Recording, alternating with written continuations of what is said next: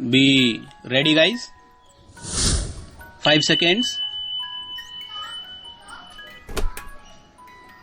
Start.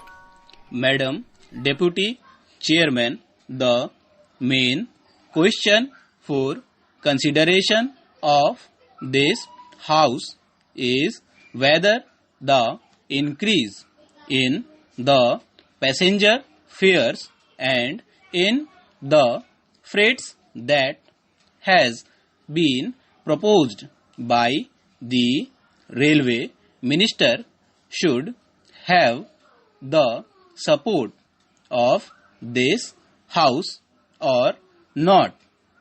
I have been listening with some interest to the speeches so far made, and they are all unanimous on one point, namely that there should be no increase, particularly so far as the second class passengers are concerned.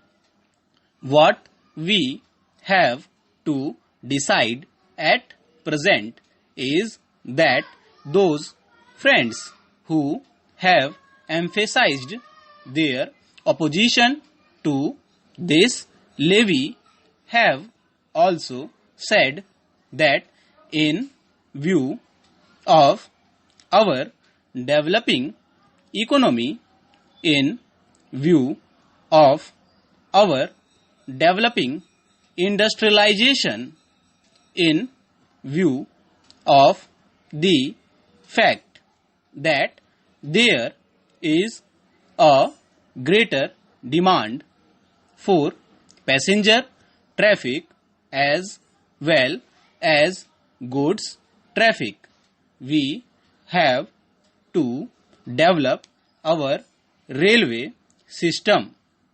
We have to see that we increase our lines.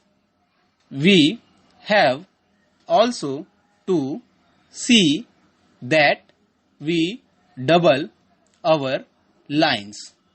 We have also to see that the production of the locomotives, wagons and coaches is increased with greater rapidity. Otherwise, we will not be able to meet the demand of the developing economy.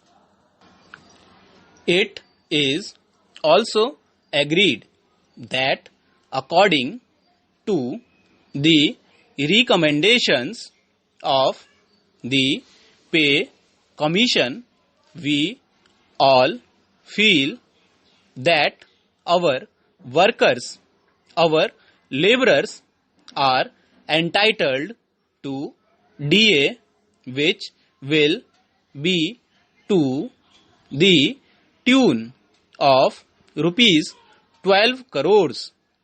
There are no two opinions about it. It is also demanded that so far as amenities to the workers are concerned regarding their privileges and concessions or the repairs to the stock are concerned, there is very urgent need that we should see that our workers do not strain themselves. An engine driver should not be asked to do work for more than 12 hours. Similarly, others in the railways should also have further concessions so far as leisure, rest and leave are concerned. It is also agreed and it has been emphatically stressed on all hands that the second class passengers are not getting amenities which they should get.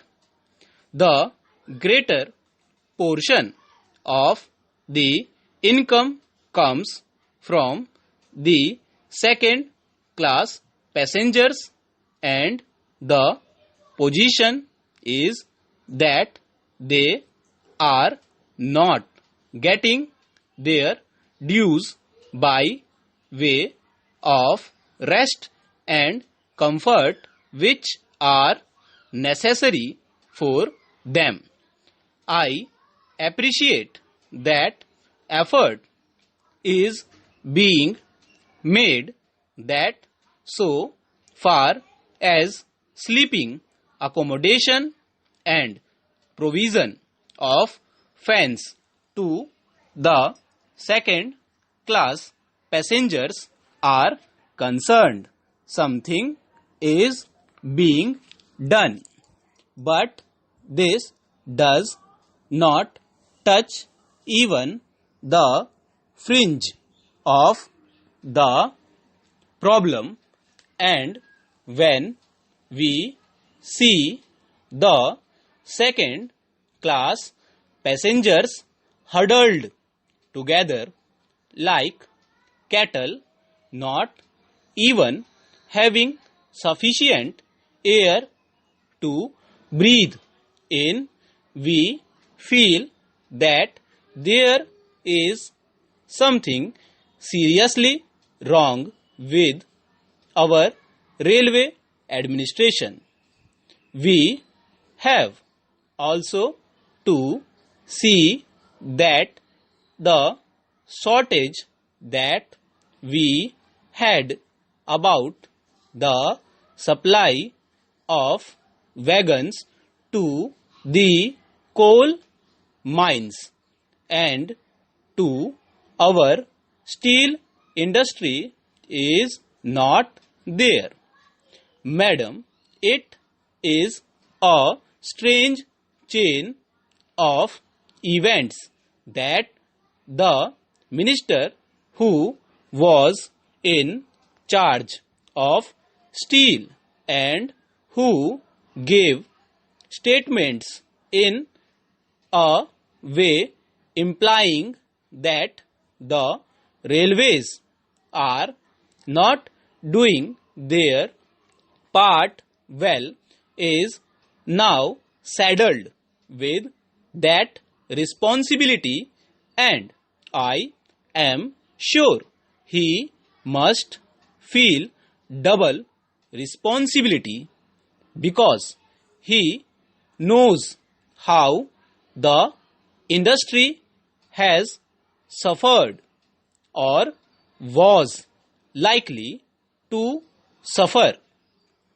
As the Minister of Steel, he charged the Railway Ministry of not doing things which should have been done.